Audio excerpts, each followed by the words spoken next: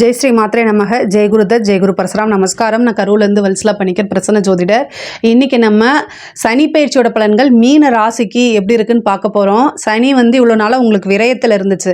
அதாவது 7 சனி ஸ்டார்ட் ஆகி உங்களுக்கு 2.5 வருஷம் கம்ப்ளீட் ஆகி இப்போ ஜென்ம சனியாக மாறுது. விரய சனியிலேருந்து உங்களுக்கு ஜென்ம சனியாக மாறுது. ஃபஸ்ட்டு பாத சனி, அதாவது பாத சனின்ட்ட ஃபஸ்ட்டு விரய சனி, அதுக்கடுத்து ஜென்ம சனி, அதுக்கப்புறம் பாத சனி, இப்படி தான் உங்களுக்கு மாறும். இப்போ உங்களுக்கு என்னென்னா விரய சனியிலேருந்து ஜென்ம சனியாக மாறுது. இந்த ஜென்ம சனி அப்படிங்கிற அந்த டைம் கடுமையான காலகட்டமாக இருக்குமா அப்படின்னா கவலையே நீங்கள் பட வேண்டாம்.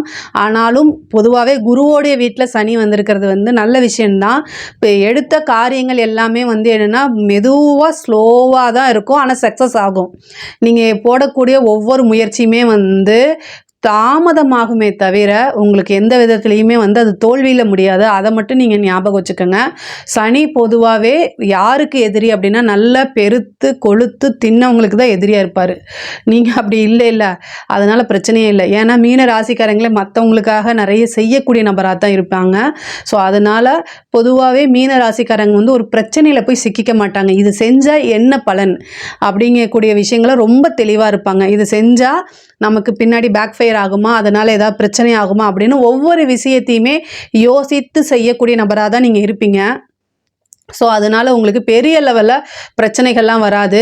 சனியோடைய பார்வை உங்கள் ஜென்ம ராசிக்கு, உங்கள் ராசிக்கே வந்துட்டு அதுக்கப்புறம் என்னென்னா 3ஆம் இடத்தை பார்க்குறாரு, அப்புறம் 7ஆம் இடத்தை பார்க்குறாரு, 10ஆம் இடத்தை பார்க்குறாரு. தொழிலுக்கு ரொம்ப சூப்பருங்க. மீதி எல்லா விஷயத்துலையும் ரொம்ப கவனமாக இருக்கணும். அதுவும் சனி பெயர்ச்சி ஆனதுக்கப்புறம் இந்த 3 மாதத்துக்கு கடுமையான காலகட்டமாக இருக்கும். அதுவும் உத்திரட்டாதியில் இருக்கிறவங்க, பூரட்டாதி உத்திரட்டாதியில் இருக்கவங்க ரொம்ப பாவம். இந்த சனியோட இப்போ கோச்சாரத்தில் ராகு அந்த இடத்துல இருக்குது. அதனால் ரொம்ப கஷ்டம்தான். ரொம்ப ரொம்ப அமைதியாகவும் பொறுமையாகவும் இருக்கணும். நீங்கள் ரைட்டாக ஒரு விஷயத்த செய்வீங்க, எங்கேயாவது இருந்து ஒரு கிறுக்கு பையங்க நீங்கள் செய்கிறது தப்புன்னு உங்களை கடுப்பேற்றுறதுக்கு ஒரு சில விஷயங்களை எரிச்சல் ஊட்டுறதுக்குன்னே சில பேர் வருவாங்க.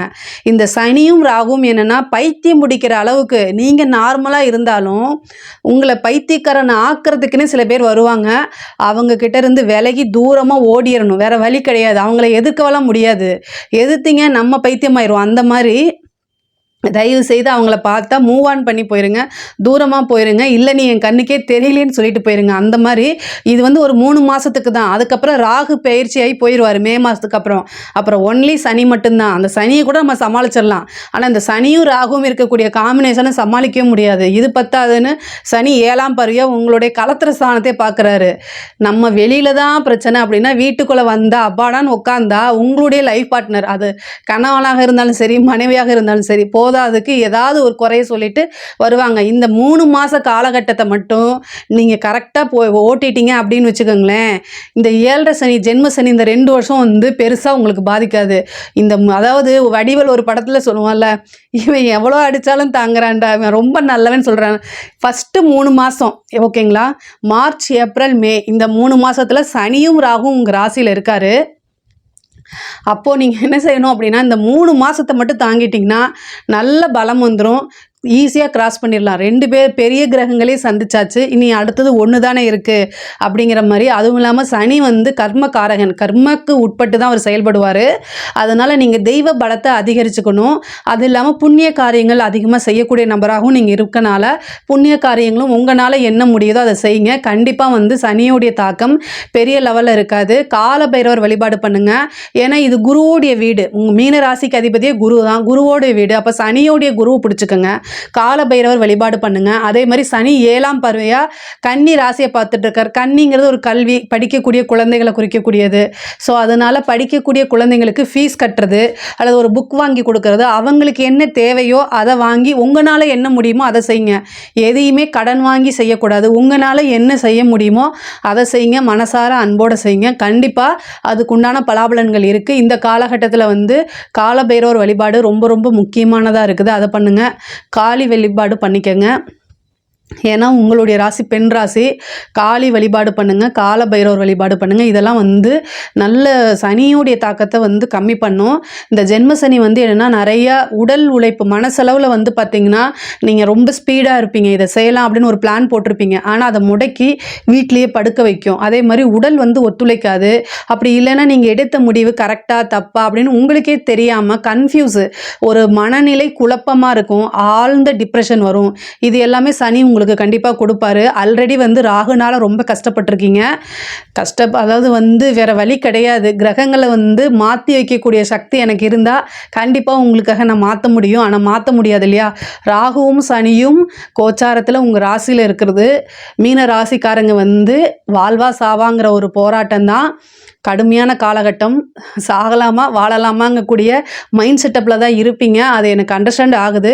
பட் ஆனால் எதையுமே வந்து கடக்கக்கூடிய சக்தி உங்களுக்கு இருக்குது. மீனராசிக்கு அதிபதியே குரு தான்.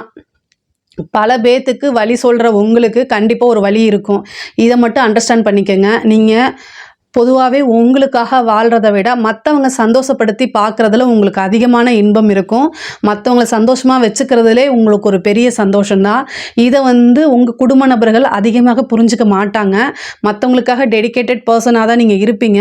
ஆனால் இப்போ உங்களுக்கு கடுமையான காலகட்டம் இருக்கனால எல்லா விஷயங்களையும் கண்ட்ரோல் பண்ணிக்கிட்டு நீங்கள் உண்டு, உங்கள் வேலை உண்டு அப்படிங்கிறது இருந்துட்டீங்க அப்படின்னா பெரிய லெவலில் பிரச்சனை வராது. தொழில் ரீதியாக நல்ல மாற்றங்கள் இருக்குது. புதுசாக தொழில் செய்கிறதுக்கு உண்டான அமைப்புகள்லாம் வருது. உங்கள் ஜாதகத்தில் வந்து தொழில் செய்யலாமா வேண்டாமா அப்படிங்கிறது உங்கள் ஃபேமிலி அஸ்ட்ராலஜர்கிட்ட கன்சல்ட் பண்ணிக்கிட்டு புதுசாக ஸ்டார்ட் பண்ணுங்கள். ஆனால் தொழில் ஸ்தானத்தை பார்க்குறதுனால அந்த எண்ணம் வரும். அதே மாதிரி ஆல்ரெடி தொழில் நல்லா போயிட்டுருக்க தொழில் கூட வந்து சிறு சிறு தடை தாமதங்களுக்கு அப்புறம் நல்லபடியாக வருங்க. ஆனால் தொழிலில் எந்த முடக்கமும் இருக்காது. தொழில் ரீதியாக நல்லா போயிட்டுருக்கோம். அதே மாதிரி வந்து உத்தியோகத்தில் இருக்கவங்களுக்கு இது சூப்பரான டைமு. உத்தியோகத்தில் இருக்கவங்களுக்குலாம் வந்து நல்ல வளர்ச்சி. ஏன்னா 3ஆம் இடத்தை பார்க்குது. சிறு தூர பிரயாணங்கள் தொழில் ரீதியாகவோ உத்தியோக ரீதியாகவோ சிறு சிறு அலைச்சல்கள், பெரிய அலைச்சல் இருக்காது, சிறு சிறு அலைச்சல்கள் இருக்கும். புதிய புதிய முயற்சிகள் பண்ணுவீங்க. அது எல்லாமே சக்ஸஸ் ஆகிறதுக்கு உண்டான வாய்ப்புகளும் இருக்குது. என்ன அப்படின்னா ஜென்ம சனியாக இருக்கனால ஃபஸ்ட்டு நீங்கள் எடுக்கக்கூடிய முயற்சி தோல்வியில் தான் முடியும். ஃபஸ்ட்டு எடுக்கிறது சரி, 2வது எடுக்கிறது சரி, ஆனால் 3ஆவதாக ஒரு முயற்சி போடும்போது கண்டிப்பாக சக்ஸஸ் ஆகும். ஆனால் அந்த முயற்சி மிகப்பெரிய லெவலில் உங்களுக்கு சக்ஸஸை கொடுக்கும். சனி வந்து எல்லா விஷயத்தையும் தாமதப்படுத்துவார், ஸ்லோ பண்ணுவார். ஆனால் வெற்றின்னு வரும்போது மிகப்பெரிய லெவலில் பிரம்மாண்டம். அதாவது மூங்கில் எப்படி வளருது, அதாவது வளர்றதுக்கு அது ஒரு 10 வருஷம் எடுத்துக்குமா. ஏன்னா அந்த அளவுக்கு ரொம்ப டீப்பாக போயிட்டுருக்குது கீழே, அதாவது நிலத்துக்கு கீழே. அதுக்கப்புறம் வளர்ந்து பிரம்மாண்டமாக நிற்குமா. அது மாதிரி என்ன ஆகுது அப்படின்னா பெரிய லெவலில் உங்களுடைய சக்ஸஸ், பல தோல்விகளுக்கு அப்புறம் உங்களுக்கு மிகப்பெரிய லெவலில் பிரம்மாண்டமான வளர்ச்சி உங்களுக்கு உறுதியாக உண்டு. அதே மாதிரி மூத்த சகோதரனுடைய ஆதரவு, இளைய சகோதரன் சகோதரருடைய ஆதரவுகள்லாம் இருக்கும். அவங்க இளைய சகோதரன் சகோதரி கிட்ட இருந்த பிரச்சனைகள்லாம் நீங்கி அவங்கக்கிட்ட நல்ல சுமூகமான உறவுகள் ஏற்படும். அதே மாதிரி நிறைய முயற்சிகள் பண்ணுங்கள். உங்களுக்கு சேர வேண்டிய பாக பிரிவினை எல்லாம் இந்த காலகட்டத்தில் கண்டிப்பாக வந்து உங்களுக்கு சேரும். ஒரு சிலருக்கு திடீர் திருமணம் நடக்கிறதுக்கு உண்டான வாய்ப்புகள் இருக்குது. திடீர்னு ஒரு மேரேஜ் ஆகிறது. சனியோடைய பார்வை இருக்குது. இந்த 7.5 சனியில் கல்யாணம் பண்ணலாமா அப்படின்னா மே மாதத்துக்கு அப்புறம் நீங்கள் தாராளமாக கல்யாணம் பண்ணலாம். சனியோடைய பார்வை இருக்கும்போது ஜென்ம சனியில் ஒரு விஷயம், எந்த விஷயம் கிடைக்குதோ அது வாழ்நாள் ஃபுல்லாக உங்கள் கூடயே இருக்கும். அப்போ இந்த 7.5 சனியில் கல்யாணம் பண்ணுறவங்க சாகிற வரைக்கும் உங்கள் லைஃப் பார்ட்னர் உங்களோட பிரியவே மாட்டாங்க, சேர்ந்து தான் வாழ்வாங்க. அது உங்களுக்கு தொந்தரவு பண்ணுறதுக்காக இருந்தாலும் சரி, இல்லை எதுக்காக நன்மைக்காக இருந்தாலும் சரி, எப்போவுமே உங்களோட இருப்பாங்க. நம்ம லைஃப் பார்ட்னர் வந்து சண்டை போட்டால் கூட நம்ம கூட இருக்கணும். அதுதானே பொதுவாகவே 7ஆம் இடம் பாதகம். ஆனால் பாதக ஸ்தானத்தை சனி பார்க்கும்போது மைனஸ் இன்ட்டு மைனஸு ப்ளஸ்ஸு அங்கே தான் இருக்குது. அதனால் நீங்கள் தாராளமாக திருமணத்துக்கு உண்டான முயற்சிகளை பண்ணலாம். இந்த காலகட்டத்தில் திருமணம் பண்ணலாமான்னா 100% பண்ணலாம். அதில் எந்த தவறுமே கிடையாது. திருமணத்துக்கு உண்டான பிராப்தமும் வருது. ஒரு சிலருக்கு திடீர்னு திருமணம் வரும். அதே மாதிரி லைஃப் பார்ட்னர் மட்டும் இல்லை, பிஸ்னஸ் பார்ட்னரும் உங்களுக்கு கிடைப்பாங்க. பிஸ்னஸ் பண்ணணும்னு நீங்கள் நினச்சிட்டு இருந்தீங்கன்னா நல்ல பிஸ்னஸ் பார்ட்னர்ஸ் கிடைக்கிறதுக்கு உண்டான வாய்ப்புகள் இருக்குது. அதே மாதிரி வெளிமாநிலம் போகிறதுக்கு உண்டான வாய்ப்புகளும் வருது. முக்கியமாக வந்து சனி 3ஆம் இடத்தை பார்க்கறனால கல்வியில் வந்து நிறைய சிறு சிறு பிரச்சனைகள், ஞாபகத்திறன் குறைவு இந்த மாதிரி இருக்கும். அதுவும் இல்லாமல் ஜென்ம சனியாக இருக்கனால படிப்பு எந்த விஷயம் தொட்டாலுமே வந்து ரொம்ப ஸ்லோவாக இருக்கும். எதுலேயுமே ஆர்வம் இல்லாத தன்மையை கொடுத்துரும். அதனால் ரொம்ப கவனமாக இருங்க. படித்தா மட்டும்தான் லைஃப்பில் முன்னேற முடியும் அப்படிங்கக்கூடிய ஒரு விஷயத்தை நீங்கள் கவனமாக இருந்துக்கணும். அதே மாதிரி லவ் சம்மந்தப்பட்ட பிரச்சனைகள் கண்டிப்பாக ஒரு பெரிய லெவலில் ட்ராபேக்கை கொடுத்துரும். இந்த சனி வந்து இந்த மேரேஜுக்கு நல்லதுன்னு சொன்னேன் இல்லையா, அதே மாதிரி மேரேஜ் ஆல்ரெடி ஆயிருக்கவங்க ரொம்ப கவனமாக இருக்கணும். 7ஆம் இடத்துல வந்து சனி வந்து இருக்குது. அது மட்டும் இல்லாமல் ஃபஸ்ட்டு ஒரு 3 மாதம் ரொம்ப கடுமையான காலகட்டம்னு சொன்னேன் இல்லையா, அந்த 3 மாதத்தில் வந்து லைஃப் பார்ட்னர் கூட சண்டை வர்றதுக்கு உண்டானது, அதுக்கப்புறம் பிரிவினைகள் இது மாதிரிலாம் வரதுக்கு வாய்ப்பு இருக்குது. ரொம்ப ரொம்ப ஜாக்கிரதையாக இருங்க. இந்த காலகட்டத்தில் சாதாரணமாக ஒரு விஷயத்த பேசினா அது பெரிய பூகம்பமாக ஆக்கிடுவாங்க உங்களோட லைஃப் பார்ட்னர். கணவனாக இருந்தால் மனைவி கிட்டையும், மனைவியாக இருந்தால் கணவன் கிட்டையும் ஒருத்தர் அனுசரித்து செல்றது இந்த காலகட்டத்தில் ரொம்ப ரொம்ப அவசியமான ஒன்று. இப்போ சாதாரணமாக ஒரு விஷயத்த பேசியிருப்பீங்க, அது ஒரு பெரிய சண்டையாகி கோர்ட்டு கேஸு பஞ்சாயத்து வரைக்கும் போய் நிறுத்திடும். சனி வந்து பொதுவாகவே ரிலேஷன்ஷிப்பை வந்து கசப்புத்தன்மை, அதாவது மனக்கசப்பை உண்டு பண்ணக்கூடியதில் பெரிய ஆள், நம்பர் 1 ஆள் சனி தான். அதனால் நல்ல உங்களுடைய ரிலேஷன்ஷிப்பை வந்து பிரேக் பண்ணி விடுறதுக்கும் சனி வந்து காரணமாக இருப்பார். அதுக்கெல்லாம் இடம் கொடுக்காதீங்க. உஷாருன்னு மனசில் நினச்சிக்கோங்க. உங்கள் லைஃப் பார்ட்னர் வந்து உங்ககிட்ட சண்டை போட்டால் அவங்க உங்கள் லைஃப் பார்ட்னர் இல்லை, 7 சனியோடைய பாதிப்பு தான் இது. சனி தான் வராருன்னு உஷாருன்னு சொல்லி ஓடி போயிருங்க. அதான் நல்லது. உபயஸ்தானம் அப்படிங்கிறதுனால பாதகஸ்தானமும் இருக்கனால இந்த காலகட்டங்களில் ரொம்ப அமைதியாக போங்க, அதான் நல்லது. அதே மாதிரி அரசியல்வாதிகளுக்கு வந்து இது ஒரு பெரிய லெவலில் மாற்றங்க. அரசியல்வாதிகளை பொறுத்த வரைக்கும் அதாவது சனி வந்து யாருக்கு நல்லதோ செய்தோ இல்லையோ, ஆனால் அரசியல்வாதிகளுக்கு மிகப்பெரிய லெவலில் யோகத்தை செஞ்சிருவார். அதுவும் இல்லாமல் ராகுவும் இருக்கார். எந்த லெவலில் இல்லாத மாதிரி இந்த லெவலில் வந்து இந்த டைமில் வந்து பார்த்திங்கன்னா மக்களுடைய சப்போர்ட்டு பெரும் ஆதரவாக கிடைக்கும். நிறைய பேர் வந்து 7 சனினால் பதவிகள் இழப்பாங்கன்னு சொல்லுவாங்க. அப்படி கிடையாது. 4ஆம் இடத்துக்கு வந்தால் தான் பதவியை இழப்பாங்க. ஆனால் ஜென்ம சனிங்கும் போது மக்களுடைய சப்போர்ட்டு பெரிய லெவலில் உங்களுக்கு கிடைக்கும். அதே மாதிரி உங்களுக்கு ஏதாவது பேட் இன்சிடெண்ட் ஆகி அதுவே பரிதாபமாக வந்து அந்த பரிதாப ஓட்டாக வந்துடும். உங்களுக்கு ஒரு இன்சிடெண்ட் நடக்கும். அந்த இன்சிடெண்ட் வந்து அது பெரிய லெவலில் உங்களுக்கு வந்து அதுவே ஒரு பெனிஃபிட்டாக மாறிடும் நான் சொல்ல வரேங்க. இந்த 7 சனினால் நீங்கள் அதாவது நீங்கள் இவ்வளோ நாளாக என்ன விஷயங்கள் இழந்தீங்களோ அது கிடைக்கிறதுக்கு உண்டான வாய்ப்பு இருக்குது. அரசியலை பொறுத்த வரைக்கும் நல்ல உயர்வான வெற்றியான வாழ்க்கை தான் அமையப்போகுது. 7 சனியில் தான் மிகப்பெரிய லெவலில் ஒருத்தர் முதலமைச்சராகவே ஆனாருங்க. அது யார் நான் சொல்ல விரும்பலை. பழைய காலத்தில் அது 7 சனி அப்படிங்கிறது வந்து மக்களுடைய சப்போர்ட்டு கிடச்சிரும். சனிங்கிறத பொதுமக்கள், சந்திரன்கிறதும் பெரிய கூட்டத்தை குறிக்கக்கூடியது. அதனால் ஒன்று சேரும்போது இது வந்து என்னென்னா அன்னதானம் பண்ணுங்க. உங்களுக்கு இந்த சனி வந்து புணர்ப்பு தோஷமாக மாறுது. சனியும் சந்திரனும் சேரும்போது புணர்ப்பு தோஷம். இந்த புணர்ப்பு தோஷம் மிகப்பெரிய லெவலில் யோகமாக அமைஞ்சிருக்கு பெரிய பெரிய ஆட்களுக்கு. அது எல்லாமே என்னென்னா அன்னதானம் பண்ணுங்கள்.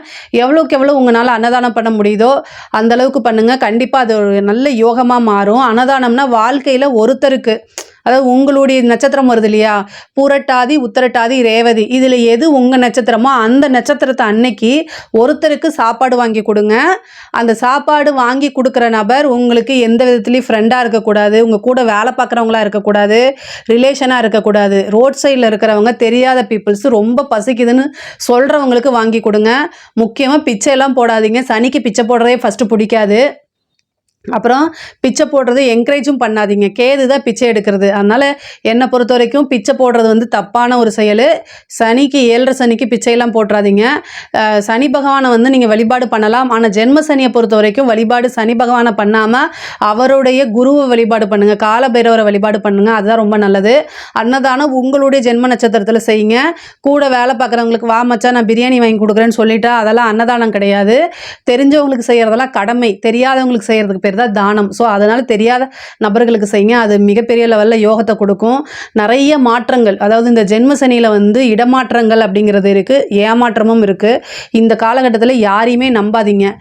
அரசியல் துறையில் இருந்தாலும் சரி, அரசாங்க துறையில் இருந்தாலும் கையெழுத்து போடக்கூடிய விஷயங்கள், மேலேருந்து ஒரு ஆர்டர் வரும் வாய் வழியாக, கடைசியில் இல்லைன்ட்டு போயிடுவாங்க. நீங்கள் பனிஷ்மெண்ட் அனுபவிப்பீங்க. உயர் அதிகாரிகளுக்காக சின்ன வேலையில் இருக்கவங்க போய் லஞ்சம் வாங்கி கொடுத்து மாட்டிக்குவாங்க. இது எல்லாமே நடக்கும். எந்த விதத்துலையுமே கமிட்மெண்ட் ஆகாதீங்க. யாரையுமே நம்பாதீங்க. இந்த 2.5 வருஷத்துக்கு ஒருத்தரையும் நம்பாதீங்க. உங்களுக்கு நீங்கள் மட்டும்தான் நம்பிக்கை. யாராக இருந்தாலுமே, அது குடும்ப நபராக இருந்தாலும் சரி, யாராக இருந்தாலும் சரி, ஒருத்தங்களை நம்பி ஒரு வேலையை நீங்கள் ரிஸ்க் எடுத்து செஞ்சீங்கன்னா அதோடைய முழு பலாபலனும் தண்டனையும் நீங்கள் தான் அனுபவிக்க போகிறீங்க. அதனால் ரொம்ப ஜாக்கிரதையாக இருங்க. இந்த காலகட்டங்களில் பொருளாதார வாழ்க்கையிலே நல்ல சிறப்பாக இருக்குது. அதே நேரத்தில் ரிலேஷன்ஷிப்பு சம்மந்தப்பட்ட விஷயங்களும் ரொம்ப கவனமாக இருக்கணும். இதில் ஏதாவது சந்தேகங்கள் இருக்குது அப்படின்னா கமெண்ட்ஸில் கேளுங்க. நான் கண்டிப்பாக ஆன்சர் பண்ணுறேன். நம்மளுடைய சேனலை லைக் பண்ணுங்கள், ஷேர் பண்ணுங்கள், சப்ஸ்கிரைப் பண்ணுங்கள். நன்றி, வணக்கம்.